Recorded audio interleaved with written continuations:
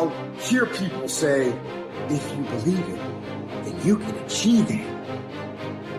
And the problem with that is they're leaving out the most important part of the equation. And that part is work, action, actually doing something. That's what you have to do to achieve anything.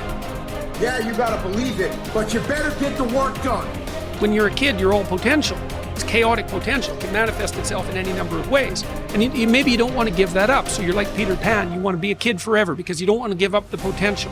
And you look out in the world and all you see are Captain Hooks, who've lost a hand, who are chased by death because that's the clock in the crocodile. It's already got a taste of him. He's terrified by death and he's a tyrant. Well, I don't want to grow up to be that. So I won't be disciplined at all. Well, that's no good because the way the potential transforms itself into actuality is through discipline.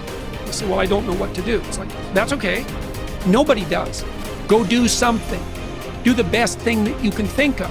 Put the best plan you have into practice. It's not going to be perfect and it will change along the way, but it will change partly because you become disciplined pursuing the path. And as you become disciplined, you become wiser. And as you become wiser, you become able to formulate better and better plans. What does it take to really make the changes starting tomorrow? It also takes more than enthusiasm. I know we're hearing a lot about enthusiasm these days, but see, that just won't do the job. So you can get all excited about lifting 200 pounds till you get to the gym. And then you need a new excitement. And the new excitement is called discipline. Major step to human progress. Discipline. If there's one thing to get excited over, that's it. Get excited over your ability to make yourself do the necessary things. It's a commitment. It's not a feeling. Commitments don't have nothing to do with your feelings. You do it because you're supposed to. It's a lifestyle. Instead of hitting that snooze button in the fucking morning and not making your bed and not cleaning your house, you don't hit the snooze button. You get up. You don't want to go run, you go run. You don't want to go swim, you go swim. You don't want to make your bed, you make your bed. You don't want to clean your house, you clean your house. You don't want to study, you fucking study. That's how you start to callous your mind. It's going to suck. It's not going to be fun. Do something that sucks every single day of your life. That's how you grow. You will never have a greater or lesser dominion than that over yourself. The height of a man's success is gauged by his self-mastery, the depth of his failure by his self-abandonment. And this law is the expression of eternal justice. He who cannot establish dominion over himself will have no dominion over others. I mean, imagine you only have $100,000 to go buy a house. And so you go look at this house and it's like, Jesus, this house, man, it's like it needs a lot of work. It's like, well, that's all you've got. Well, are you going to pretend that the house is okay the way it is? Or are you going to look for where it's rotten and where the plumbing doesn't work and where the stove doesn't work? You have to go and look and see where everything needs to be fixed. And now it's like, that is harsh, man. And then in order to do that properly, someone has to have taught you, it's, look, you aren't your problems. Well, you are. You're most fundamentally that which, if it confronts its problems, can solve them. And that's the hero myth in a nutshell, by the way. The hero is the person who confronts horrible, chaotic potential and tames it and makes something of it, right? That's the fundamental human story. But the problem is that you have to face what you don't want to face in order to fix it. Yeah. And so you look at all the things about yourself that need to be burned off, that need to be dispensed with. And that, man, especially at the beginning, especially if you're screwed up, that might be like 95% of you just has to go up in flames. And it's painful. Even some of that stuff that you have to burn off doesn't want to die. And it'll scream in agony while you're burning it off. It's not pleasant. But if you know that you're the thing that can transcend your problems, most fundamentally, if you know you're the thing that, if it faces the problems, can transcend them, then you have the faith that would enable you to take stock of who you are. The chief task in life is simply this: to identify and separate matters so that I can say clearly to myself which are externals, not under my control, and which have to do with the choices I actually control. Where then do I look for good and evil? Not to uncontrollable externals, but within myself to the choices that are my own.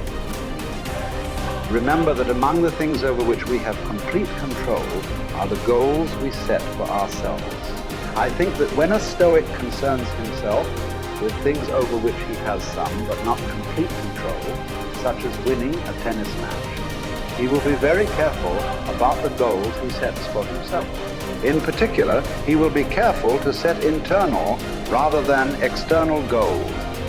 Thus, his goal in playing tennis will not be to win a match, something external over which he has only partial control, but to play to the best of his ability in the match, something internal over which he has complete control. By choosing this goal, he will spare himself frustration or disappointment should he lose the match. Since it was not his goal to win the match, he will not have failed to attain his goal as long as he played his best. His tranquility will not be disrupted. The disciplined mind conquers all obstacles and achieves greatness, for it remains steadfast in the pursuit of virtue, undeterred by distractions or temptations. Discipline is the bridge between dreams and reality, turning aspirations into accomplishment. It is the compass that guides us through the storms of life, keeping us on the path of righteousness. By mastering our desires and impulses, we harness the power to shape our destiny. Discipline is the foundation of character, the forge where resilience and strength are honed. It is through disciplined action that we transform ourselves, inch by inch, into the best version of who we can be. This is from 12 Rules for Life. Rule 4 is compare yourself to who you were yesterday, not to who someone else is today. Yes. Because you need to have a hierarchy of improvement. You need to be aiming for something, and that means you're going to be lesser than people who've already attained along that dimension. Yes. And that can give rise to envy. So the question is, who should you defeat in the final analysis? And the answer is you should defeat your former self. You should be constantly trying to do that. And you're the right control for yourself too, because you're the one who's had all your advantages and disadvantages. And so if you want to compete fairly with someone, then you should be competing with you. And it is the case, and this is what we were talking about too with regards to the self-improvement of the fighter, is, well, if you're improving yourself, then what you are doing is competing with your lesser self. And then you might also ask, well, what is that lesser self? And that lesser self would be resentful and bitter and aggressive and vengeance-seeking and all of those things that go along with having a negative moral character. And those are things that interfere with your ability to progress as you move forward through life.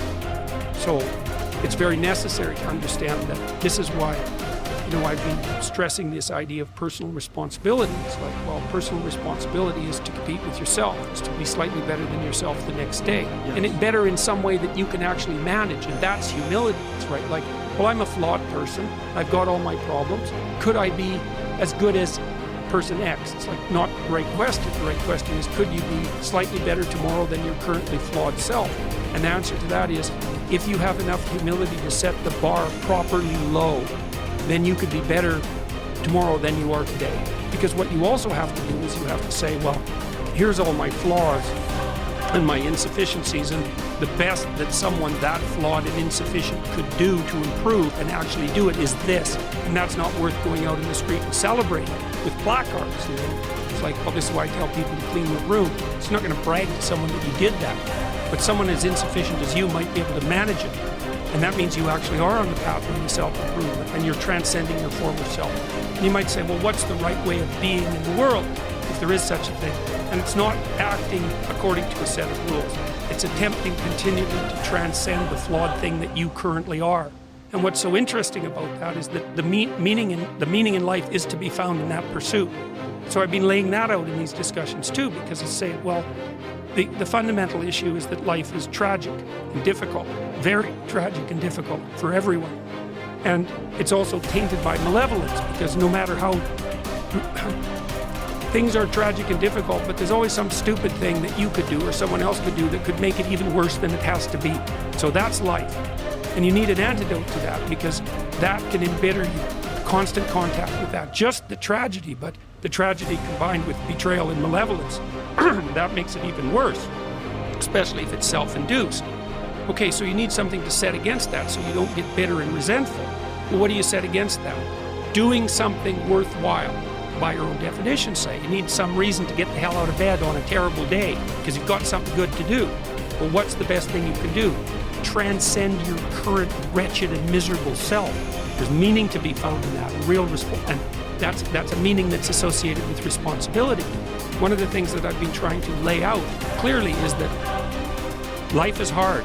It's tainted by malevolence and betrayal. That can make you bitter. You need a meaning to offset. Where's the meaning to be found?